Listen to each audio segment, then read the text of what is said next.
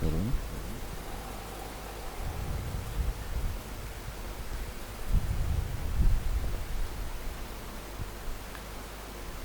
اعوذ باللہ من الشیطان الرجیم. بسم اللہ الرحمن الرحیم. اللہ الذی جعل لکم اللیل لتسکنوا فیہ والنہار مبصرا ان اللہ لذو فضل علی الناس ولکن اکثر الناس لا یشکرون. ذلکم اللہ ربکم خالق کل شیء لا إله إلا هو فأنى تؤفكون. كذلك يؤفك الذين كانوا بآيات الله يجحدون. صدق اللہ العظیم. یہ سورہ مومن کی آیت نمبر 61، 62 اور 63 تین آیات آپ حضرات کے سامنے تلاوت ہوئی ہے. گزشتہ آیت میں اگر آپ کے ذہن میں ہو بات ہوئی اللہ پاک سے مانگنے سے، دعا سے متعلق، کہ اللہ پاک اپنے بندوں سے خود چاہتے ہیں، خود تقاضا فرماتے ہیں، حکم دیتے ہیں، ادعونی استجب لکم، تم مجھ سے دعا مانگو میں تمہاری دعائیں قبول کروں گا. اور فرمایا جو مجھ سے نہیں مانگتا، یہ اس بات کی دلیل ہے کہ اس کے دل میں تکبر ہے. ان الذین یستکبرون عن عبادتی. اللہ سے مانگنے میں بھی اگر ایک بندہ جھجک محسوس کرتا ہے یا اپنے آپ کو بے نیاز سمجھتا ہے، یا نعوذ باللہ اس کو ایسا لگتا ہے کہ مجھے کیا حاجت ہے دعا کی، میرے پاس تو سب کچھ ہے، یہ سب اس بندے کے قلبی دل کے تکبر کی، عجب کی دلیل ہوا کرتی. اور ایسے بندے سے، ایسے فرد سے اللہ پاک نے اپنی ناراضگی کا اظہار فرمایا سخت انداز میں کہ سیدخلون جہنم داخرین، کہ یہ لوگ عنقریب جہنم میں ذلیل ہو کے داخل ہو جائیں گے. تو اللہ سے مانگنا، دعا کے ذریعے سے اللہ سے اپنے رابطے اور تعلق کو مضبوط کرنا، یہ اللہ پاک سے محبت کی دلیل ہے اور اللہ پاک سے ایک تعلق کی دلیل ہے. اور پھر اللہ سے مانگنا اس لیے بھی ضروری ہے کہ ہمارے پاس یا ہمارے اوپر جتنی نعمتیں ہیں اس دنیا میں، اور کسی بھی قسم کی نعمتیں ہیں، وہ کس ذات کی طرف سے؟ اللہ پاک کی طرف سے. اللہ کی دی ہوئی ہے، اللہ کی عطا کردہ ہے. جب ساری نعمتیں ہی من جانب اللہ ہے، اللہ کی طرف سے ہے، تو بندے کو چاہیے کہ ہر حال میں اس کی عاجزی کا جو ہاتھ ہے وہ اللہ کے سامنے اٹھا ہوا. آج کی جو آیات ہے اس میں اللہ پاک نے اپنی بعض نعمتوں کو بیان فرمایا، اور نعمتیں بھی بڑی عجیب ہیں دوستوں، بڑی اہم ہیں. اور ان نعمتوں میں ہم سب کے لیے کچھ سیکھنے سمجھنے کی بڑی باتیں بھی ہیں. غور سے سنیں. ان آیات کا ترجمہ ہے اللہ الذی جعل لکم اللیل، اللہ وہ ذات ہے جس نے تمہارے لیے رات کو بنایا. رات، لیل کہتے ہیں رات بنائی. کیوں بنائی؟ لتسکنوا فیہ، تاکہ تم اس رات کے وقت میں سکون حاصل کر لو، آرام کر لو، نیند کر لو، سکون حاصل کر لو. والنہار مبصرا، اور اللہ وہ ذات ہے جس نے تمہارے لیے دن کو مبصرا، روشن بنایا، دیکھنے والا، کہ دن کی روشنی میں ہر چیز نظر آتی ہے، انسان اپنے کام کر لیتا ہے. ان اللہ لذو فضل علی الناس، بے شک اللہ تعالیٰ تو انسانیت پہ فضل فرمانے والے ہیں. ولیکن اکثر الناس لا یشکرون، لیکن زیادہ تر لوگ شکر ادا نہیں کرتے. ذالکم اللہ ربکم خالق کل شیء، یہی اللہ تم سب کا رب ہے جو ہر چیز کو پیدا کرنے والا ہے. لا الہ الا ہو، اس کے سوا کوئی معبود نہیں. فَأَنَّا تُؤْفَكُونَ، پھر کہاں الٹے پھرے جا رہے ہو. كَذَلِكَ يُؤْفَكُ الَّذِينَ، اور اسی طریقے سے اللہ پاک پھیر دیتے ہیں ان لوگوں کو کانوا بآیات اللہ یجحدون، جو اللہ تعالیٰ کی آیتوں کا، نشانیوں کا انکار کرتے ہیں. تو اب ان 3 آیات کے ترجمے میں اگر آپ احباب نے غور کیا ہو تو اللہ پاک نے اپنی 2 بڑی عظیم نعمتیں ذکر فرمائیں. ایک جعل لکم اللیل، فرمایا ہم نے تمہارے لیے رات کو پیدا کیا، اور والنہار، اور ہم نے تمہارے لیے دن کو پیدا کیا. اور ظاہر سی بات ہے کہ رات کا آنا، دن کا چلا جانا، پھر دن کا آنا، رات کا چلا جانا، رات کا چھوٹا ہونا، دن کا بڑا ہونا، دن کا چھوٹا ہونا، راتوں کا بڑا ہو جانا، اس میں کسی انسان کا ذرہ بھر بھی اختیار نہیں. یہ سب کرنے والی ذات اللہ پاک کی ہے، یہ ہمارا ایمان عقیدہ ہے. تو رات دن پیدا بھی فرمائے اور پھر ان کے لیے اللہ پاک نے ایک نظم بھی طے فرما دیا، اور پھر اس کے ساتھ ساتھ اللہ نے اپنے کلام میں اس انسان کو ان دونوں اوقات میں کرنے کے کام اور مقاصد بھی ذکر کر دیے کہ بندے نے کرنا کیا ہے. فرمائے رات تو اس لیے دی تاکہ تم اس میں سکون پالو، اور سکون کا مطلب یہ ہے کہ انسان اس میں آرام کر لے، جس میں انسان کا جسم اور دماغ دونوں کو تسلی مل جائے. بعض دفعہ یہ ہوتا ہے کہ انسان کا جسم مشغول نہیں ہوتا لیکن دماغ مشغول ہوتا ہے. یہ بہت بڑی بے سکونی ہوتی ہے دوستو، اس لیے کہ دماغ کو تھکا دینا یہ انسان کو بہت جلدی کمزور بھی کر دیتا ہے، اور انسان کم وقت کے اندر بڑھاپے کی طرف جانے لگ جاتا. تو اب رات کا وقت اللہ پاک فرما رہے ہیں یہ تمہارے سکون کے لیے. کیا مطلب؟ کہ اس میں تم نے آرام کرنا ہے، لہذا جسم کا بھی حق ہے، دماغ کا بھی حق ہے، تسلی کے ساتھ اس کے اندر آرام کر لو. دن کیوں بنایا؟ فرمائے مبصرہ، دن کو ہم نے روشن کر دیا تاکہ وہ ہر چیز تمہیں دکھا سکے. اب یہ ترتیب قدرتی ہے اور یہ ترتیب فطری ہے دوستو. آج اگر ہم اپنے معمولات پہ، اپنے روٹین پر، اپنے نظام زندگی پر اگر غور کریں تو بہت سارے مسائل کا، امراض کا، کمزوریوں کا، بے چینیوں کا سبب صرف اور صرف یہ ہے کہ ہم نے اپنی زندگی کا طرز، جس کو آج کل ہم کہتے ہیں لائف اسٹائل، بالکل خراب کر دیا ہے. لہذا شہری زندگی میں کیا ہے کہ انسان رات کو جاگتا ہے. 12 بجے تک جاگنا یہ تو جس کو کہا جائے کہ ایک عام سی بات بن گئی. اس کے بعد 1 بجے، 2 بجے، 3 بجے جاگنا یہ مزاج کا حصہ بنتا چلا جا رہا، یہ مزاج بن رہا. لہذا اب نیند ہی نہیں آ رہی. کب سوئیں گے؟ جی بالکل فجر سے 1 گھنٹہ، آدھا گھنٹہ پہلے پھر سو جائیں. پھر کب اٹھیں گے؟ پھر دن 12 بجے 1 بجے اٹھیں. تو جو وقت آرام کا تھا وہ بات چیت میں، گپ شپ میں، موبائل میں، تقریب میں، مجلس میں، دوستوں کے ساتھ ادھر ادھر کی چیزوں کی نظر کر دیا.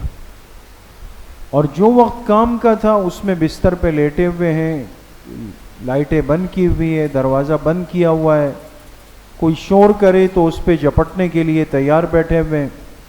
کب اٹھیں گے؟ 12-1 بجے اٹھیں گے. پھر ناشتے کا نظم بنے گا، پھر اپنا چھوٹا سا ٹفن باکس اٹھائیں گے اور پھر موٹر سائیکل پر بیٹھیں گے، پھر مارکیٹ چلے جائیں. طرز زندگی تبدیل ہوگی، طریقے زندگی تبدیل ہو گیا، اور اس کا نقصان وہ اظہر من الشمس ہے. چنانچہ انسان بہت سارے جسمانی امراض کا آج شکار ہو چکا ہے. کھانے کے اوقات ہم نے تبدیل کیے. اب رات ہم لیٹ کھانا کھاتے ہیں, 11-12 بجے کھانا کھایا, سیدھا پھر بستر پہ چلے گئے. اب بستر پر جانے کا نتیجہ یہ نکلا کہ جسم کو بہت زیادہ مشقت میں ہم نے ڈال دیا. یہ تو آپ حضرات ہم سے کئی گنا زیادہ سمجھدار ہیں, پڑھے لکھے ہیں اور ان چیزوں کو سمجھتے ہیں. آپ دیکھیں ساری جو مستیاں ہیں نا یہ ہم کرتے ہیں.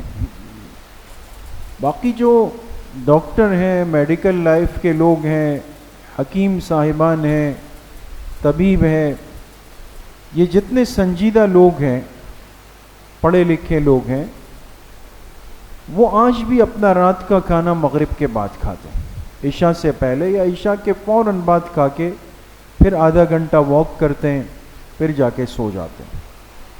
فجر کا ناشتہ, صبح کا ناشتہ وقت پہ کرتے ہیں, دوپہر کا کھانا ظہر سے کچھ پہلے یا فوراً بعد کھاتے ہیں, اور پھر اس کے بعد نظام چلے. ہم نے قرآن پاک کے خلاف زندگی کو اختیار کر لیا اور فطرت کے خلاف زندگی کو دوستو اختیار کر لی, اور اس کے نقصانات صحت پر بھی ہیں, معاش پر بھی ہے, کاروبار پر بھی ہے, تجارت پر بھی ہے. دیکھیں قرآن کریم ایک اشارہ دے رہا ہے, اور کریں. اللہ پاک فرما رہے ہم نے دن کیوں بنایا؟ مبصرہ. مبصرہ کے معنی ہے دکھانے والا.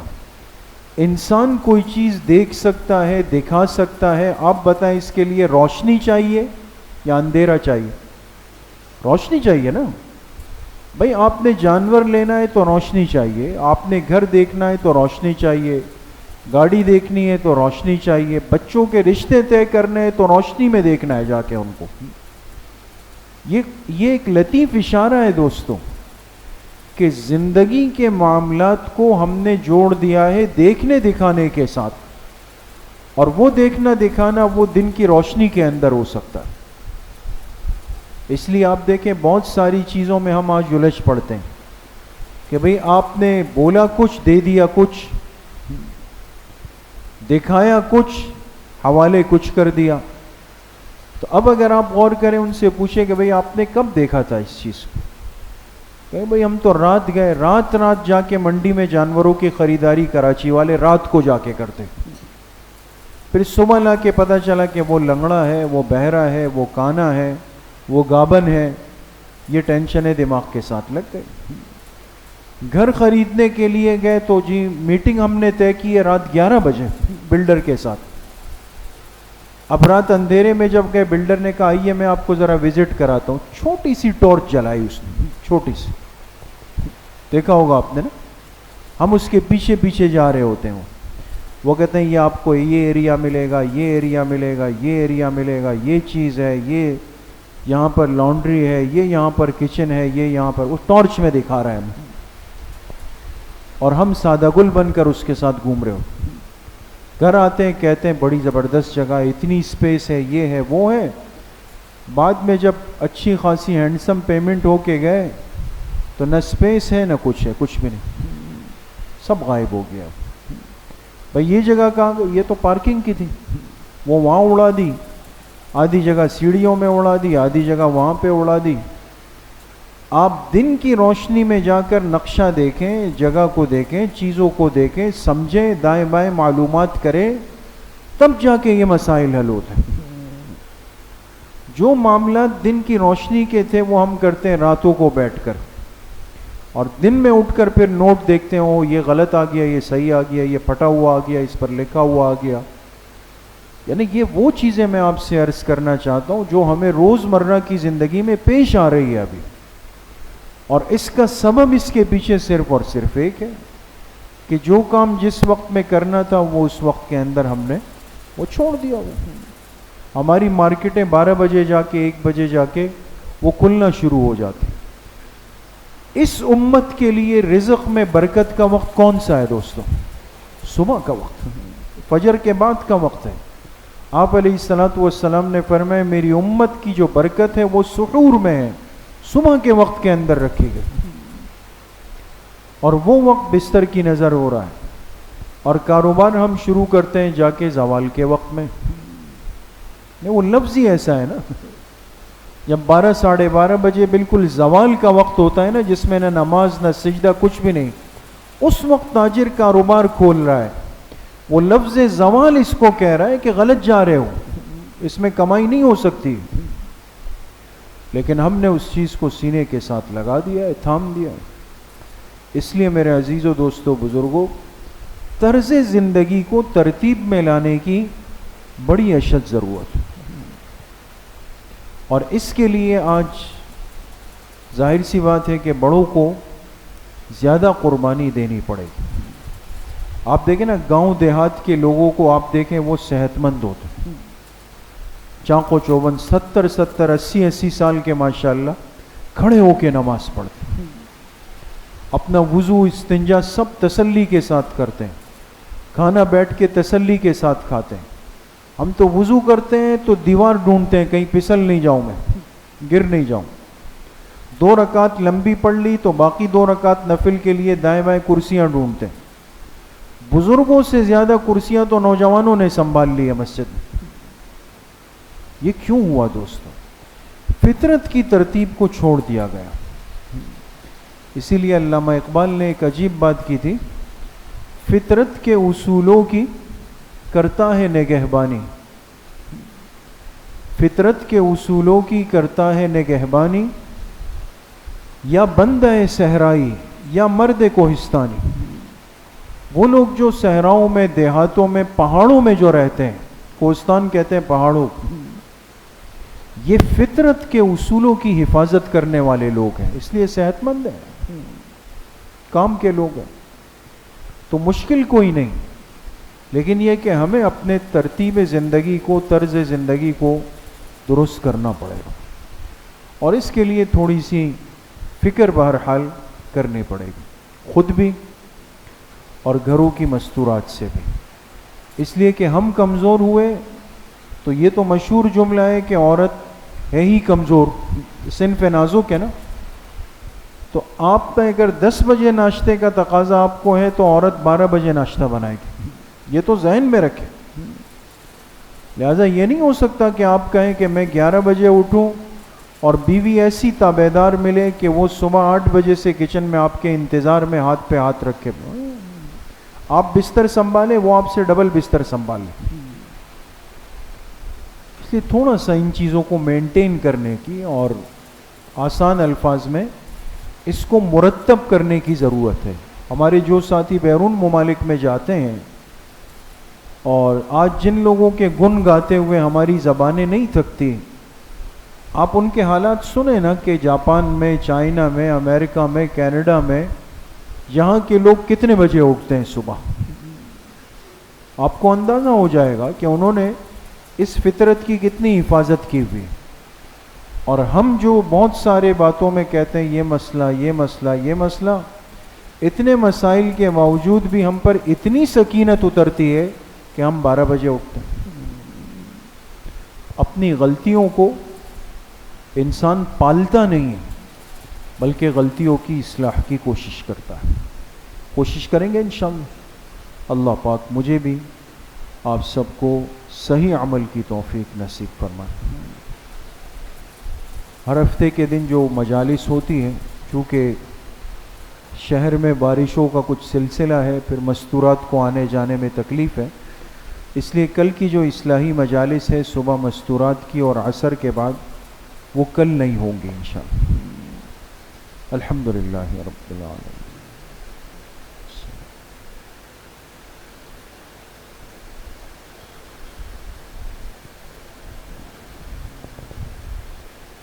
ایک ساتھی کی والدہ بیمار ہے، دل کی تکلیف میں مبتلا ہے. دعا فرمائے اللہ پاک ان کی والدہ کو شفائے کامل عاجل نصیب فرمائے. جتنے بیمار گھروں میں ہے، اسپتالوں میں ہے، جن امراض کے اندر مبتلا ہے، اللہ پاک سب کو صحت کاملہ عاجلہ مستمرہ نصیب فرمائے. وصلی اللہ وسلم علی نبینا محمد وآلہ وصحبہ اجمعین.